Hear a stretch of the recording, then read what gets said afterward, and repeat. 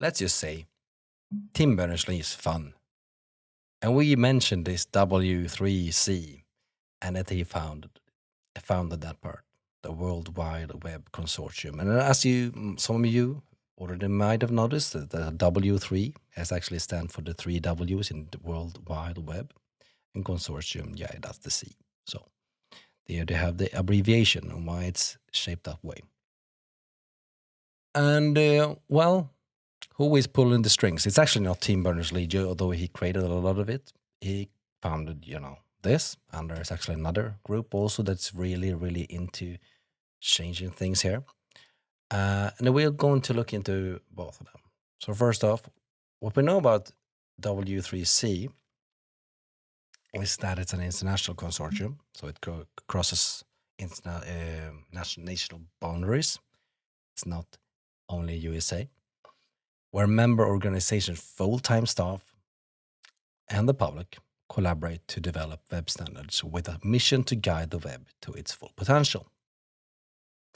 So they are actually developing web standards, way things are supposed to work.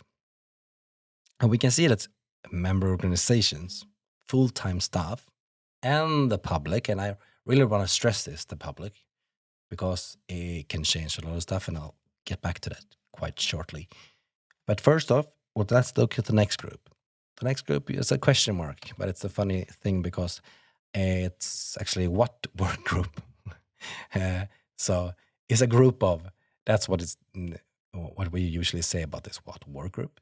It's a group of passionate individuals who work to develop the web through standards and testing, collaborating to create standards implementable in web browsers. Now, yes, you go back and you go forth here. You can go to this one, you can go back here, and you can say, oh, do you seem to do the same thing? No, they don't. I would say this one is actually a bit of ahead. One is putting, all efforts in creating standards, and another one is testing the future. I would say that is like the core separation of these two. That means that, standards, you need to have a lot of things correct to just say this is going to be the new standard. While this one is actually more appointed to look for things that might be correct, and really, this is the very reason why these two groups very rarely are agreed about things when they meet, and they do. There's a lot of documents created from these meetings, and one of those you have a link here for 2019 in April, and they met there, and there you can read. Just type in that address, and you can read a bit about what happened. And now I know there's a lot of more years that has passed in 2019, but just to get an idea what kind of things that are discussed in these meetings. And it's quite rare that they do agree. I think they agreed on a couple of things during this meeting, but most of the time it's one what work group work for one thing that the other one won't be ready to make as a standard. Now, I promised to get back about this thing about the public having a part in it. And during my lifetime, this happened a couple of times. Not a couple of, I mean, more times than I can actually count. But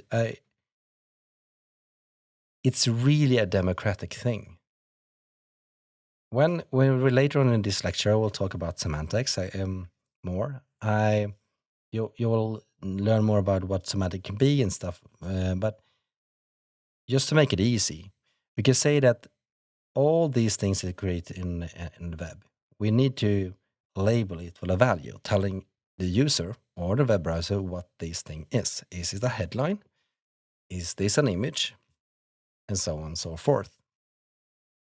And you could. This is when we use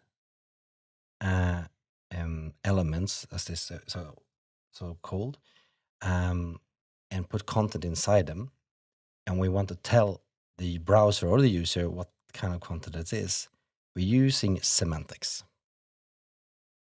Semantics is written into the element most of the times. So when we do that, you can be damn sure that the standards for that has been written by World Wide Web Consortium, so W3C. And in that case, if they write something and then the public uses it in another way, you could imagine that the World Wide Web would like, I don't care. I'm still going to ask all the people in the world to do as we want. But they don't. Instead of saying, "Oh, these are the semantics that we want you to use," they are actually listening to the public and saying, "Okay, either you misinterpreted what we told you about this, or we just made a bad choice. We're going to rewrite the standard and use it and rewrite the standard the way most people would like to use it." So the public actually changes stuff. And one of those things could be, for example, aside. Aside could be used for two different things usually right now. Aside is a specific element, and we'll learn more about it ahead. But that specific element was placed to really create a side menu, and that was the only part that it was created for at the very beginning. But today it's more like talking about tangential information to the core information. So information that is not really like part of the core, but it could be relevant for a user. For example, like your shipping costs is definitely something that every user really looks for. But even though every user should maybe look at the environmental things, they don't always care about that. So uh, the environmental impacts of this shipping could also be put inside an element called an aside, because it's not vital to a user or for some.